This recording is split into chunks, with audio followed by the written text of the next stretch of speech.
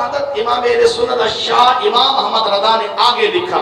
آگے کیا ارشاد فرماتے ہیں؟ فرمایا کہ وہ شخص جو یزید کے لیے نرم گوشہ رکھے، یزید کو اچھا کہے، فرمایا کہ اس شخص کے بارے میں امام احمد رضا نے فرمایا وہ پکا ناصبی ہے، مردود ہے. امام اعظم امام احمد رضا نے یہ دروازہ نہیں کھولا کہ جی آئیں جی آپ یزید کو رحمت اللہ علیہ کہیں، آئیں جی آپ یزید کو اچھا کہیں، آئیں جی آپ کچھ دنوں کے بعد یزید کی منقبتیں پڑھنا شروع کر دیں. امام احمد رضا نے دروازہ بند کیا.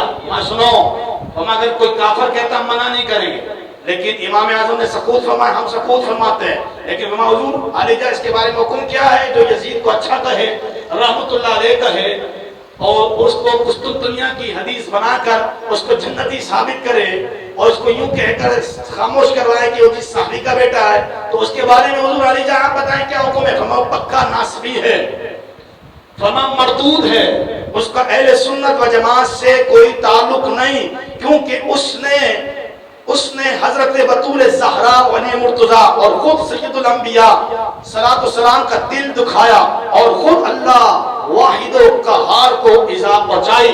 کیونکہ قرآن فرماتا ان الذین یؤذون اللہ ورسولہ لعنہم اللہ فی الدنیا والآخرہ، فرمایا جو اللہ اس کے رسول کو ایذا دیتے ہیں ان پر لعنت ہے دنیا و آخرت میں.